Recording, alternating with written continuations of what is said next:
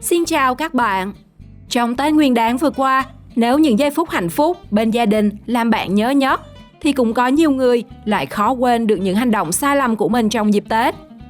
Như cặp vợ chồng này, bày mâm cỗ cúng giao thừa trước nhà và bị trộm mất con gà luộc khi chưa kịp cúng kiếng. Hay gia đình này nấu bánh chưng mà không biết củi lửa kiểu gì, lại nấu ra thành bánh chưng bóng đêm. Và còn rất nhiều những hành động sai lầm vừa khó quên, vừa hết cứu chữa trong những ngày Tết. Các bạn hãy cùng Thế Giới Hôm Nay khám phá trong video này nhé. Rồi, tới công chuyện này.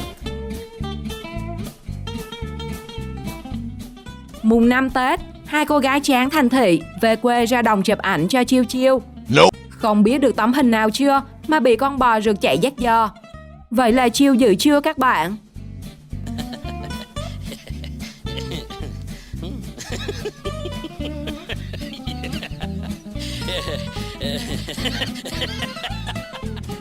Mới 29 Tết, khách đã vào nhà hái lộc rồi. Rồi, tới công chuyện này. Trộm vía, khách đến cả đàn, làm gia chủ trở tay không kịp.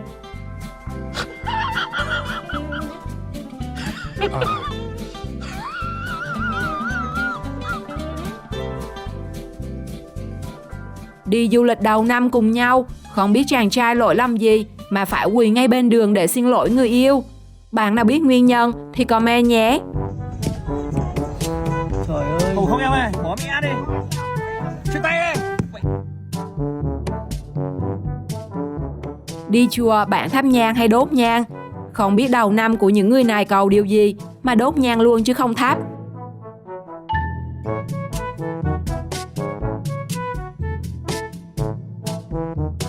Năm mới đi chúc Tết họ hàng, người đàn ông không lường trước được.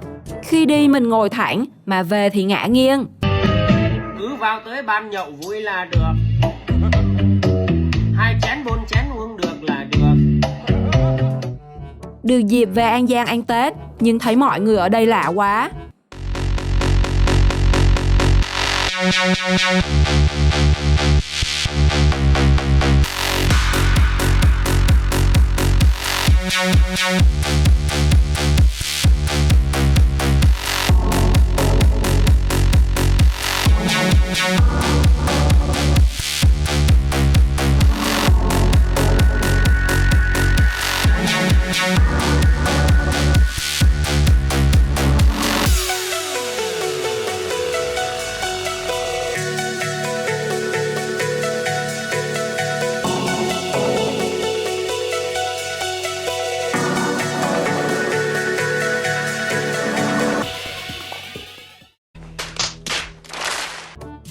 Về quê ăn Tết, được gia đình tin tưởng, giao trọng trách canh lửa nồi bánh chưng. Và cái kết, tổ tiên năm nay không có bánh để thưởng thức.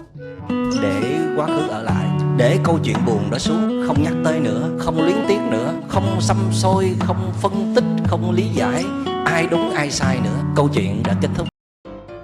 Cúng giao thừa, thay vì để mâm cỗ trong nhà, cặp vợ chồng lại đem ra sân. Và nếu không có camera quay lại, nỗi oan các cụ, chết xong hoàng hà cũng không rửa sạch.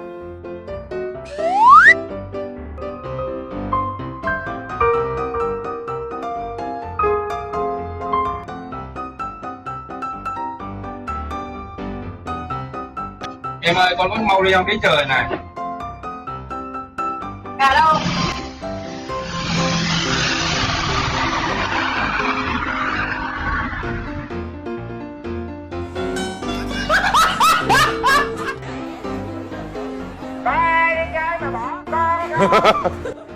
Tết nhất, khu du lịch luôn có rất nhiều cha mẹ dẫn con đi chơi. Nhưng bảo vệ bất lực khi ba mẹ dẫn con đi chơi mà bỏ quên luôn mới sợ.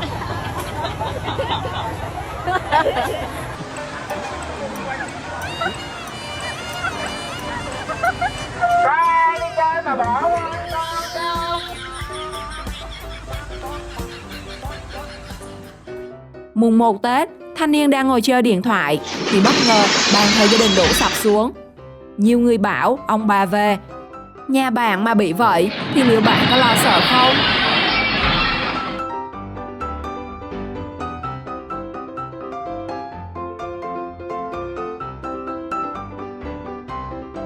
Bằng một cách nào đó mà trên đường không chạy, tài xế ô tô lại lùi thẳng xuống ruộng.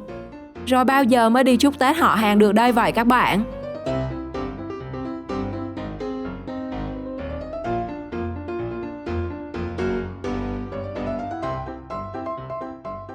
Sau Tết, cô gái vừa khai trương tiệm trà sữa, cũng liền nhanh chóng dẹp tiệm trong vòng một nốt nhạc bởi sai lầm của mình.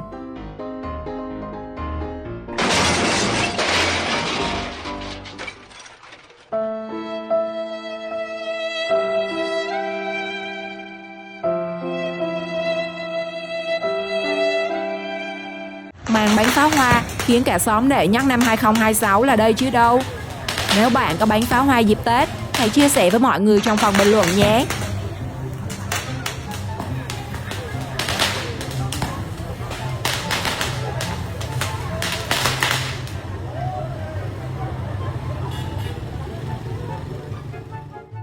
Nhận được tin công ty không có thưởng Tết, cô gái uất ức liền về nhà chúc hết bầu tâm sự với tượng Phật.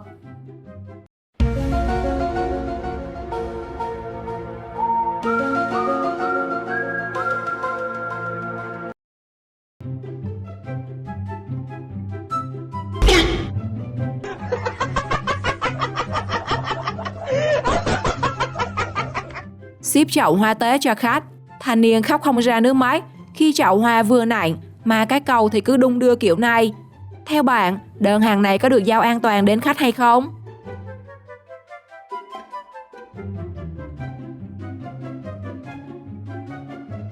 Tết đến, vật dụng gì cũng được chùi rửa cho sạch sẽ, nhưng chỉ có cái nồi là không. Đúng là khổ nhắc nồi mà.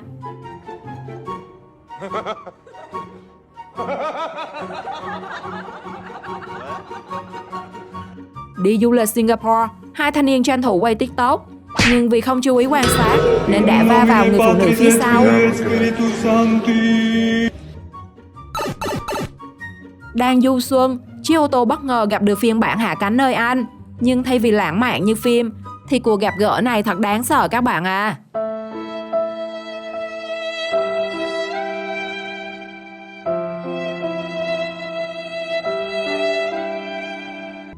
Biết là dù chạy xe đạp nhưng có nồng độ cồn vẫn bị phạt, nên người đàn ông quyết định vác xe luôn cho chắc.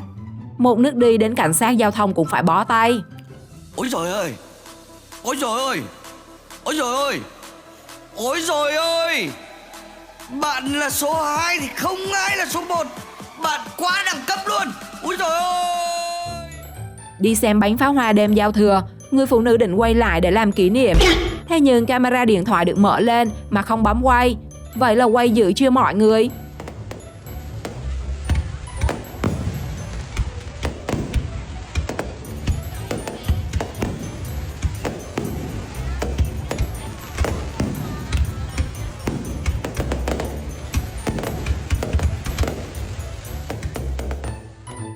Biết gần đến Tết, cậu bé đem cả các vật trang trí ngày Tết vào lớp để vui Tết sớm.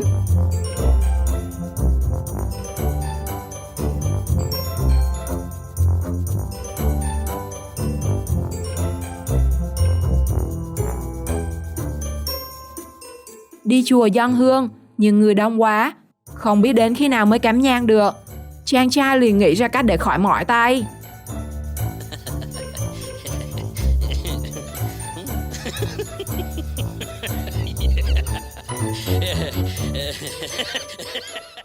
Mới mùng 1, ra đường gặp ngay Tần Thủy Hoàng và quân triều đình đúng nghĩa mà rén. Rồi ghê chưa? Ghê chưa? Ghê chưa?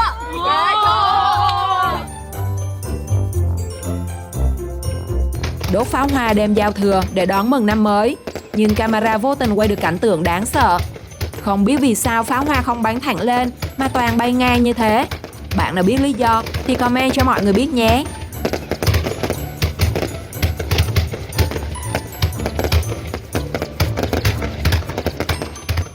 Vừa phát hiện công an dừng xe trước nhà, nhóm thanh niên nhanh trí chuyển sang chơi kéo xì dách quỳ. Thông minh lắm. Tết theo mẹ đi trị bệnh bằng phương pháp dân gian mà gặp toàn cao thủ võ lâm Trung Nguyên.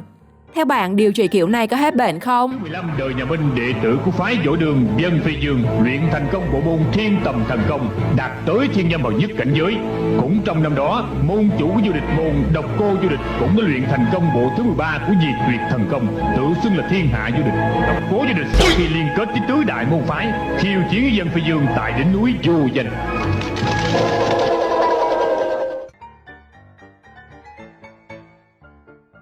Đúng là xã hội hiện đại, thầy tu giờ đi khất thực, phải đi bằng ô tô và có hãng dàn loa để thông báo.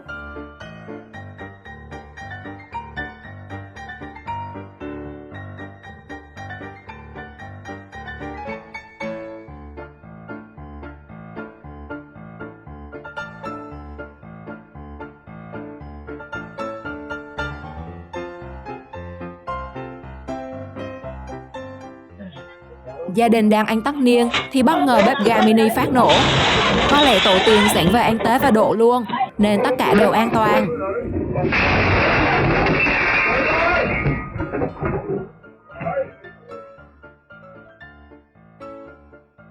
Chàng trai dùng drone để quạt cho bếp lửa, nhưng không ngờ mình lại phát minh ra món mới, drone nướng BBQ. Rút kinh nghiệm, các bạn đừng bắt chước hành động này, bởi món ăn không thể ăn được mà lại rất đắt tiền.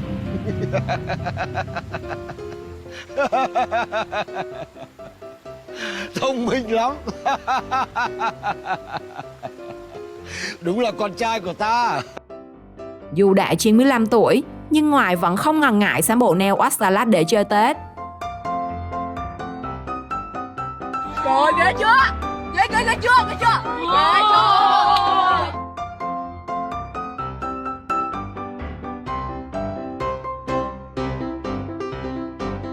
Không biết có phải mấy chú công an chạy theo chỉ đường của chị Google không? Mà đường lớn không chạy, lại bay ngang ruộng. Theo bạn, hành động sai lầm nào trong video là hết cứu nổi? Comment câu trả lời cho mình biết trong phần bình luận nhé. Xin chào và hẹn gặp lại!